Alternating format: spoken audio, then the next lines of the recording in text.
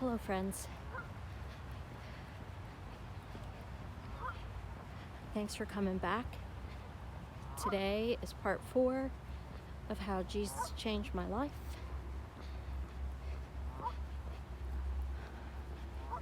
I am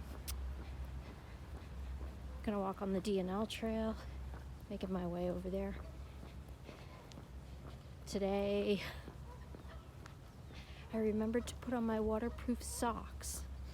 It's not raining, but it rained. It's been soggy and rainy for the last 24 hours or so.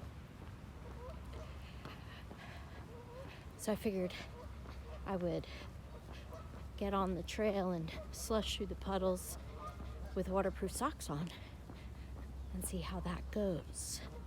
If my memory serves me, it should go well. And then I will remember to bring them with me when I go for my big hike on the AT in May. Right, okay. The last video ended with me telling you about how I had finally truly believed that God is real, but then I didn't know how to fix what I had broken. And so for another 11, 12 years, I lived in denial about the future, about dying, and even started joking about the fact that I knew I was going to hell. In those last 11, 12 years of being out in the wilderness alone, my life got steadily worse because I was just searching and searching and searching for the thing that would make me feel whole. I didn't find it in tattoos. I didn't find it in people. I didn't even find it in the bottom of a bottle. The 5 years leading up to meeting Jesus for real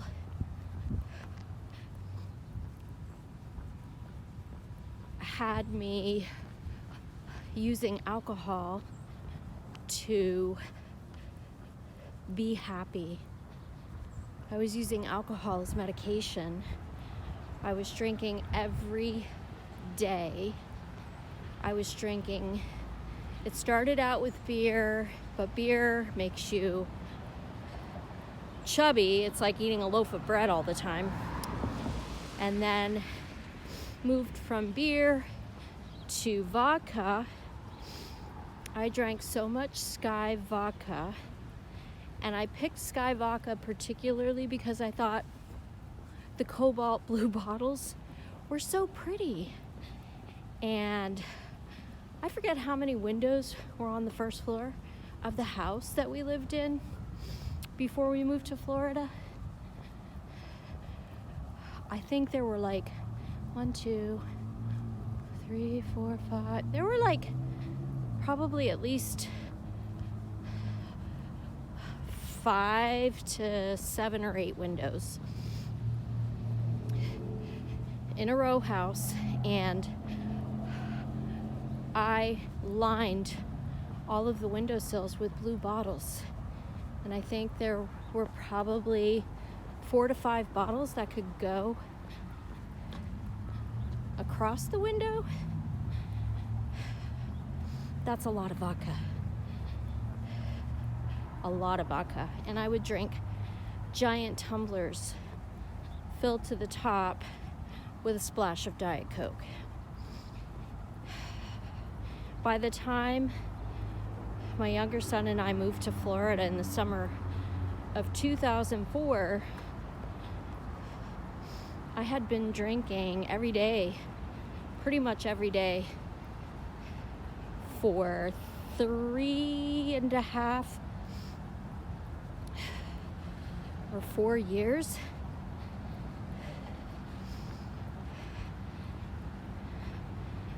I was also taking antidepressants because I have struggled my entire life with clinical depression and anxiety. But with all the alcohol I drank, it was pointless. Medication didn't work at all for me because I was drunk all the time. And because my older son, fell off the deep end into an abyss, and I didn't know how to cope with that. So when we moved to Florida in the summer of 2004, I ran away from all my troubles.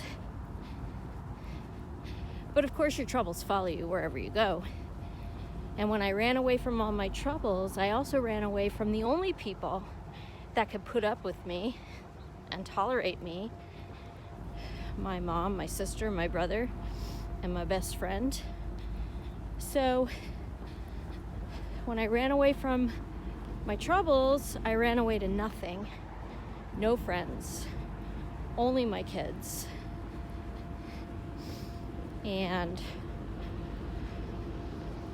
my depression followed me, my anxiety followed me, my alcohol addiction followed me. Everything followed me that I thought I could run away from. I took a travel contract in Miami, scratched my way through it, easily brokenhearted, easily offended by people. Oh, sorry. The train across the river is crossing a road. It was a Catholic hospital. A very judgmental Catholic hospital that was very anti-tattoo. I had a Cuban nun tell me to my face that they wouldn't employ people with tattoos because tattoos are for the low class. I was so offended. I felt like I got punched in the gut when she said that. And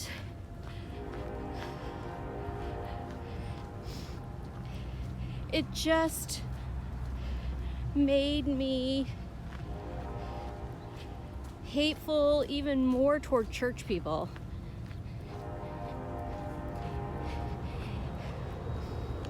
Looking back on it now, I think God was just like making the temperature in the pressure cooker of my head go higher and higher and higher and higher to reach a breaking point.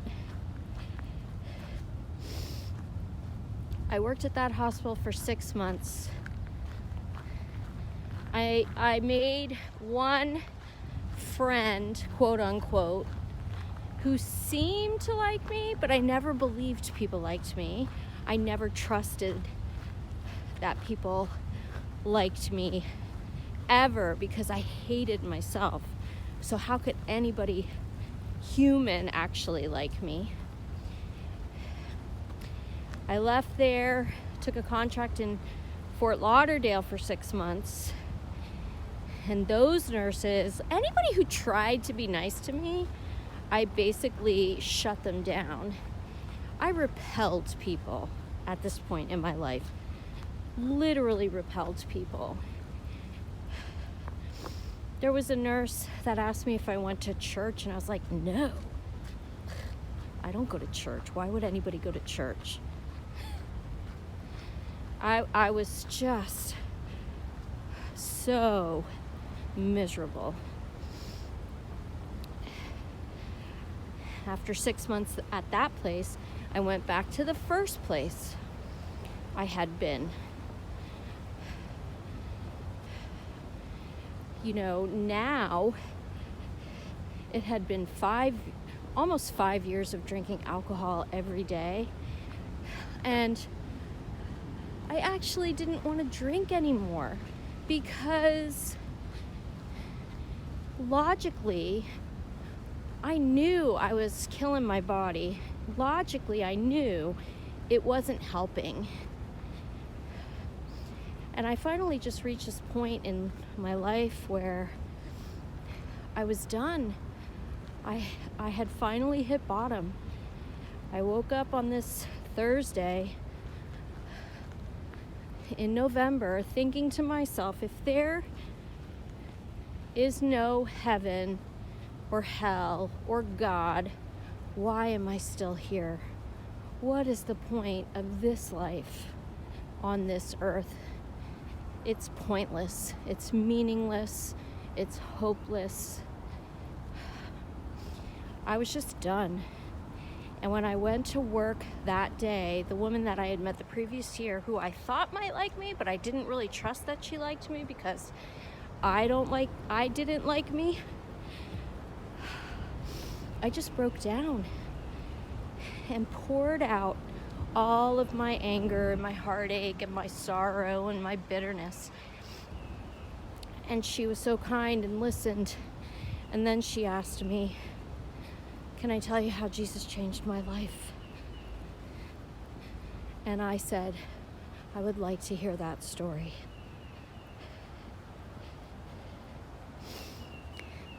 Okay, that's going to do it for part 4. I hope you'll stick around and come back for the rest of the story. It's such a good story. I hope you'll be encouraged. I hope that if you are also wondering if the story about God could be true, that it would help you to want to decide for yourself. So yeah, thanks for watching, and I'll see you in the next one.